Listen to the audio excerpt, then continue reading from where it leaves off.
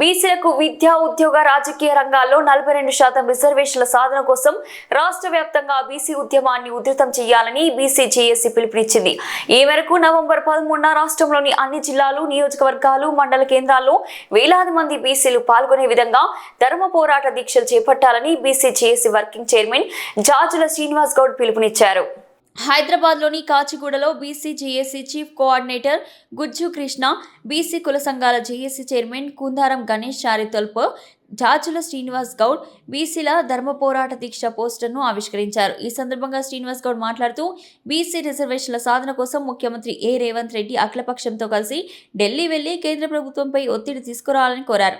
December 1 నుండి ప్రారంభమయ్యే parliament సమావేశాల్లో రాహుల్ గాంధీ ఇండియా కూటమి నేతలతో సమన్వయం చేసుకుని కేంద్రంపై రాజకీయ యుద్ధం చేయాలని ఆయన డిమాండ్ చేశారు. రాష్ట్ర కేబినెట్ సమావేశంలో స్థానిక సంస్థల ఎన్నికలపై నిర్ణయం తీసుకోవడాన్ని తాత్కాలికంగా వాయిదా వేసి ముందుకు రిజర్వేషన్ల సాధనపై ప్రణాళిక రూపొందించాలని సూచించారు. బీసీల మాట వినకుండా ఎన్నికలు నిర్వహిస్తే రాష్ట్ర ప్రభుత్వం పట్ల బీసీలు తీవ్రంగా ప్రతిస్పందిస్తారని ఆయన హెచ్చరించారు.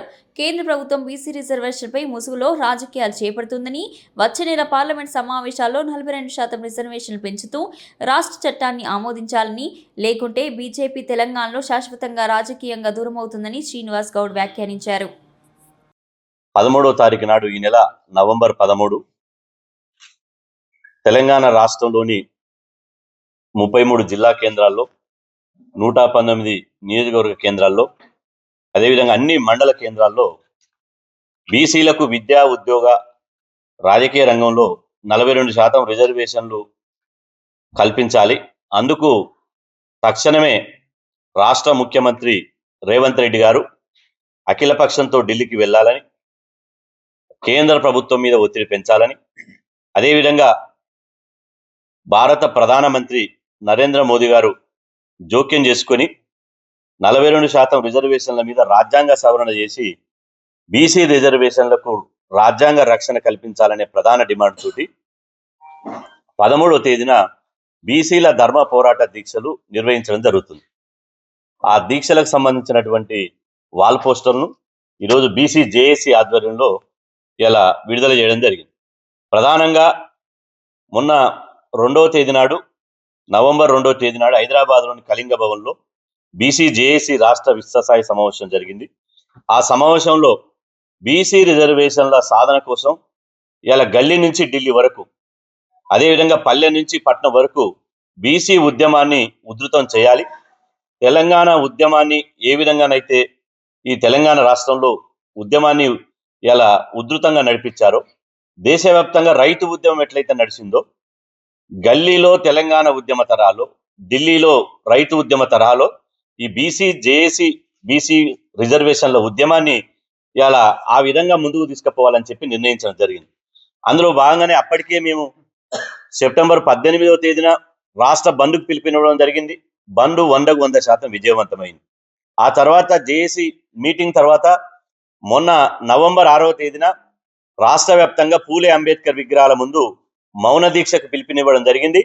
ఇలా అన్ని మండల జిల్లా కేంద్రాల్లో మౌన దీక్ష కూడా విజయవంతం కావడం జరిగింది.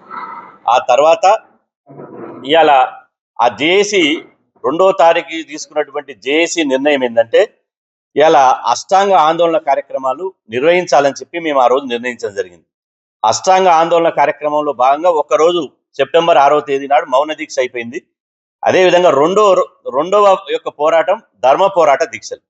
ఈ ధర్మ పోరాట దీక్షలు ఈ నెల 13వ తేదీ నాడు పెద్ద ఎత్తున అన్ని జిల్లా కేంద్రాల్లో, నియోజకవర్గ కేంద్రాల్లో, మండల కేంద్రాల్లో పెద్ద ఎత్తున నిర్వహించాలని చెప్పి ఇవాళ మేము నిర్ణయించడం జరిగింది.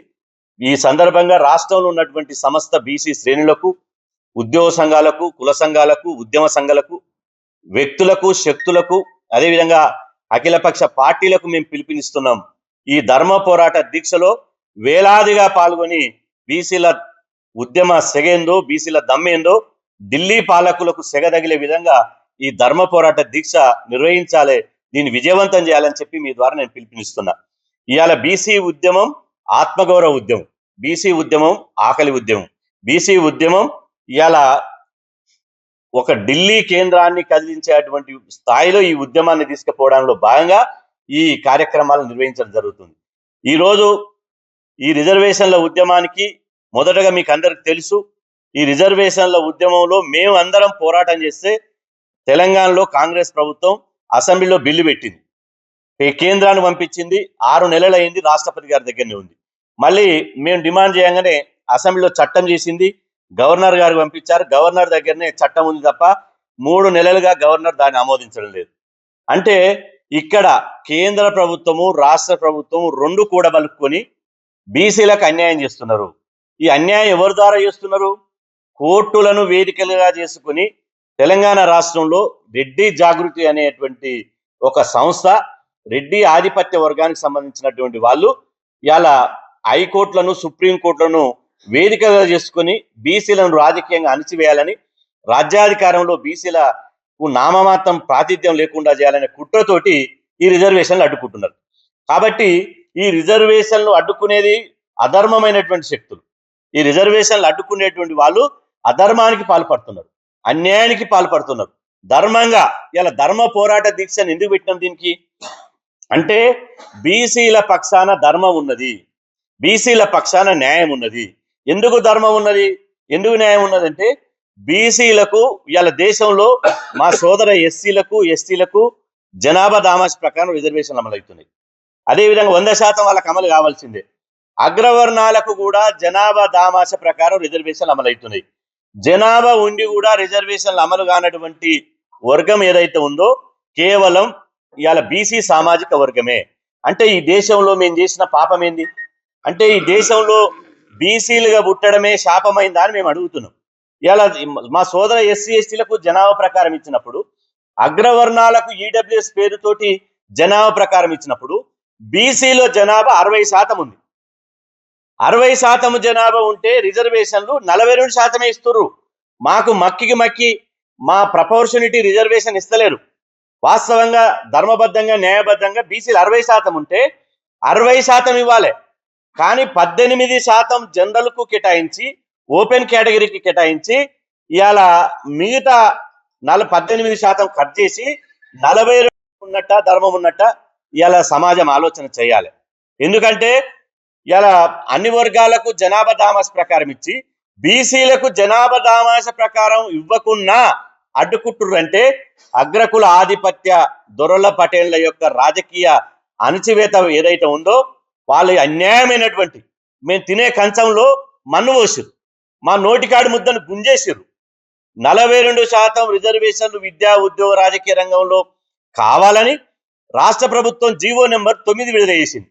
అదేవిధంగా ఆ 9 ప్రకారం ఇవాళ ఫలానా గ్రామంలో బీసీ రిజర్వేషన్ అయింది సర్పంచ్కి, ఫలానా గ్రామంలో ఫలానా దగ్గర ఎంపీడీసీకి బీసీ రిజర్వేషన్ అయింది, ఫలానా మండల కేంద్రంలో జెడ్పీడీసీ ఎంపీపీ బీసీ రిజర్వేషన్ అయింది. రిజర్వేషన్లు కూడా ఇలా ఇంప్లిమెంట్ చేసేశారు, రిజర్వేషన్లు కూడా ఫిక్స్ చేశారు. ఫిక్స్ చేసిన తర్వాత, నామినేషన్లు వేసిన తర్వాత కోర్టులను అడ్డం పెట్టుకుని ఈ రిజర్వేషన్లు అమలు కావడానికి వీలు లేదు. ఈ రిజర్వేషన్లు అడ్డుకోవాలని చెప్పి అడ్డుకున్నారు. హయత్ నగర్ డివిజన్ కార్పొరేటర్ కల్లెం నవజీవన్ రెడ్డి గారు నేడు హయత్ నగర్ వార్డు కార్యాలయంలో శానిటేషన్ మరియు రామ్కి అధికారులతో సమీక్ష సమావేశం నిర్వహించారు.